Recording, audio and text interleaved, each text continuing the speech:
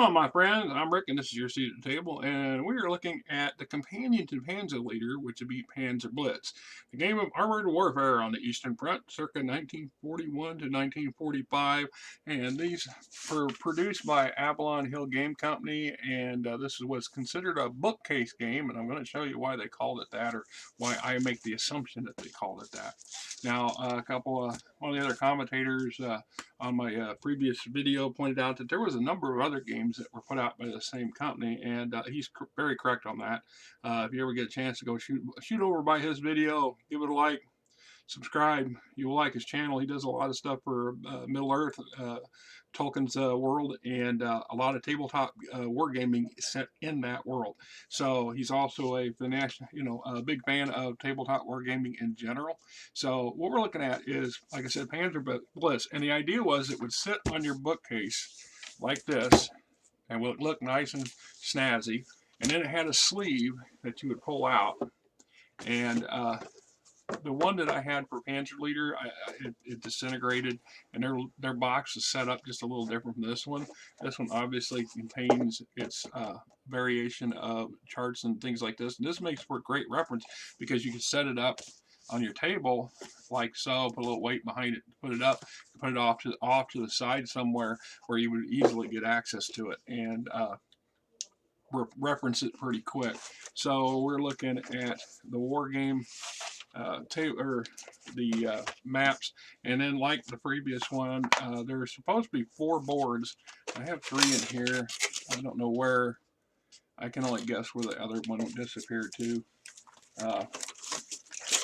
Originally there's supposed to be 4 of these things. This is also a optional rule set that I got my hands on. I don't remember if it came with it or if this was a Xerox copy of one from somebody else off the top of my head.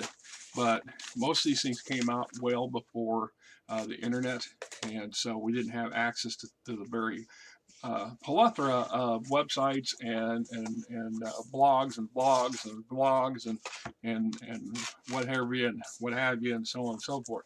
So like I said, you'd put these together in various combinations to create your map and that you were going to game with and game on. Then you had in this case we have PanzerBlitz, the campaign analyst, designer notes, etc., and of course a nice little, much better set of equipment than our paperwork that came with the Panzer Leader. I don't recall ever having these sets in those, but it could very well just be a different version. You know, it's been so long ago, blah blah blah. And let's see. So a glance at the PanzerBlitz game components will give you the impression that you can pick up a considerable amount of historical data just by studying the game, much less actually playing it. There's a certain amount of truth to this, for a considerable amount of historical data was incorporated into the components of the game. Unfortunately, you cannot take this data as modified by the game in the game design at face value. Instead, you must understand some of the decisions that were made about this data before it was incorporated into the game. And it goes on and go on, and we don't want to go into details and stuff like that, but they were making an effort to bring you up to speed on the what's and whys. And that's something that we find in a lot of game systems. There's a lot of things that they do that make sense to them, and it's following their vision and their interpretation of what they want their game system to portray to us, the player, while it's still giving us a lot of material or a lot of leeway to interpret things and to imply, apply them as we see the vision for our version of that game. And so, like movie franchises and TV franchises, there's a whole lot of us out there who are highly opinionated and well studied, or at least we think we're well studied in the things that we are interested in, and we want to give our opinions on them. Whether they're accurate or not is up to the viewer, and you should take anything anybody says with a grain of salt, because I try in my videos to read from the actual material as much as possible, but it's influenced by my experiences playing the game, my love of the franchise. For example, Battletech currently, I'm been playing it since the mid 80s, and I've been reading all the books up until a recent period of time where, well, I guess not really recent, but I let some things slide. But the idea being is this is my interpretation, and I can only guess from one of the things I've heard from interviews from some of the early creators and contributors and articles I've read, and like I said, my own interpretations of what I think I see as to what their motivations were and why they were, and so on and so forth, and et cetera, et cetera. So every now and then it's nice when you get something like this from the creators trying to give you a little bit of insight into what and why and things of the nature that they were trying to achieve and accomplish. Of course, it's not always practical for most games, and sometimes there's such a thing as overkill. This is why I do it the way I do it. You must do it my way, kind of stuff, kind of can sour people. Once again, if you're into GDW, Games Designer Workshop, specifically their 40K series, they are taking a lot of heat and backlash because of their "it's our way or the highway" and their outright greed of demanding particular control over everything and all the outputs and output of every material out there. And I get that they're a company and they have owners and they're all trying to make a profit and pay their employees and stuff, but there's a reason why for example, the Star Wars franchise took a lot of heat over the last 5 years.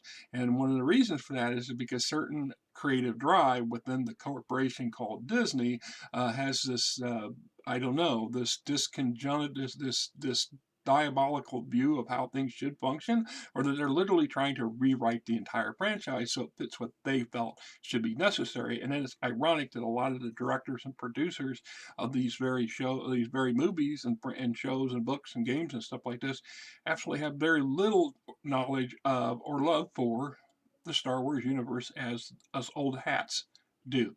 And in spite of their own noses, they've thrown that right back in their faces, and they fail to realize that it's not the young generation today that's funding the paycheck, that's paying for all this stuff, that's keeping them employed. And things are starting to alter and change slowly, but that's just, once again, I could be ranting for hours on just that particular topic, which this is not what you're here for. So we've got our, Russian large units breakdown, quality of type of addition, type of middle echelon units, and German large units. So if we want to run a tank battalion, like I said, that's the beautiful thing about this particular game system, that these units can represent the equivalent of a platoon size combat, or it could be up towards where you can do regimental and divisional combat on these very same screens by interpreting this to be, instead of it being a guards platoon, this could be a guards company or a guards battalion. So you could literally have each one of these things representing a battalion. There's a battalion of guards infantry and a second battalion of guards infantry, supported by a battalion of armored infantry, right? And so here we have a battalion, a short regiment right here, just that interpretation thereof of how we deal with it. So like I said, pieces are similar to the other game system. It's just colored slightly different. So we have campaign analysis, mobile forces. For 1943, Soviet tank forces, while important, had to take a second place to infantry in such a defensive war, and without competent artillery to back them up, the only effective against numerous and well-executed German advances was masses of infantry. For example, at the end of 43, when the Russian mobile offensive was really getting into gear, only some 32,000 of the 4 million Russian ground combat troops at the front were in the mobile forces. That's only 8%. The German figure for the same period was 14%, although they had seen better days. And see, it just gets into some stuff like that.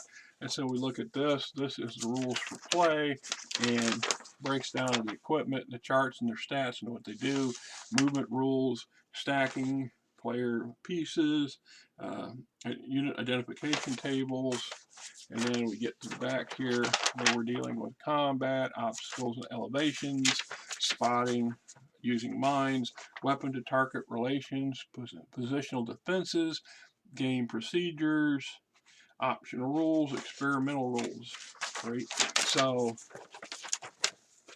like I said, and that's where these came into play.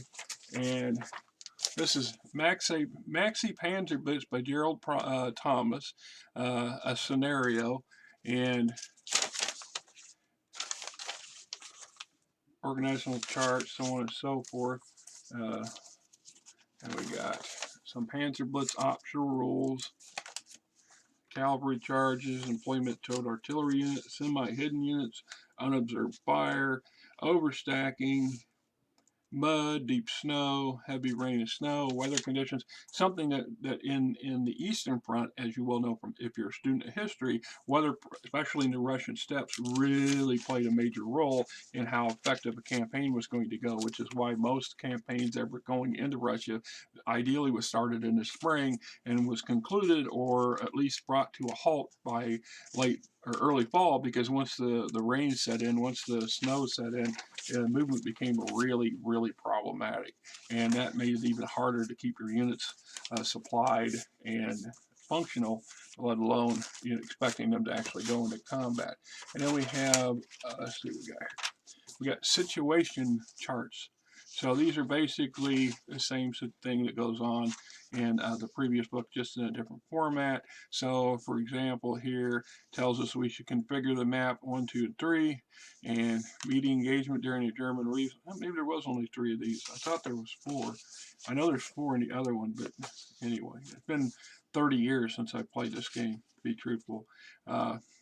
So meeting engagement during the German relief of Kiev, roughly 23/11/43, the 23rd of November of 43. The Russians had just liberated Kiev or continuing their advance. Germans made a desperate attempt to drive them back. So the Russian forces included 6 tank units, 12 more lighter tank units, 6 submachine gun infantry units, and 1, 2, 3 different types of artillery, and a reconnaissance unit times 2, and a armored vehicle times 2, trucks times 12, which is well as you move all this infantry around, half track, and self-propelled artillery by the looks of it, or it's a tank destroyer. Without going into the unit breakdown anyway, I can't tell you off the top of my head. So we have 13 different potential scenarios for combat right out the box, right? So, here we are, lay out the 3 maps end to end. For mass armor action, Kursk campaign, Battle of Prochakra, 12/7/43. Spearhead of southern German Panzer reaches the last line of Russian defenses, where the Soviets commit their armor reserves, largest tank battle of the war. So, right, a lot of nice stuff going on in here, like I said. And then, of course, we get the occasional other markers like damage. So if a tank takes a damage, we replace it with that marker, because what it does is becomes an obstruction and or cover in that particular location.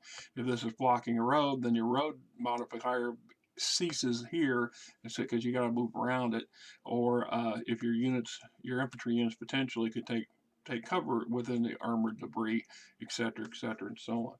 So, like I said, these were the Russian chips and chits that are in that kind of olive mustard. And then, of course, this is the I remember now. It's been so long time. I remember getting Panzer Leader, and I saw the references to Panzer Grenadier, and which by the time I started buying these things were produced in the 70s. So by the time I started buying these things, they had already mostly cleared the shelves. And I was just lucky that Ivor had 1 or 2 of the Panzer Leader. And then I found a reference to Panzer Grenadier, and I talked to him about, copyright 1970. So this game was published in 1970. Ivor's Dungeon, of course, he's long gone and rest in peace. Was a great guy, and this is before the internet, before eBay and Amazon. I know some of you young hats don't understand how exactly the world really worked back then, and still kind of does. What happens when all your electronic doodads and gizmos fail, and you can't order things, and you can't, that's what I'm running into with BattleTech. I used to go to the game stores, and there'd be a whole section. You go to your local game store, and they got GDW, they got an elaborate layout. BattleTech used to do something similar, not quite on that scale, but you'd have a much wider range of game systems that were available on the shelves in the game stores. And it's not that much that's true, not so much like that today, because so much of it's now done through Kickstarter or through eBay or through off of Amazon, through the internet. And so when I told him about it, he says, let me, because he went out a couple times, once or twice a month, whenever he could. He went to various conventions around the Midwest and set up a dealer's table, and would also buy used game material when it came available, and he found it, he knew he had a purchaser for it. So he managed to find this system for me, and somebody had done some work on these, because this is the original pieces that come with it. And this is something that somebody painstakingly replicated and then glued to the piece.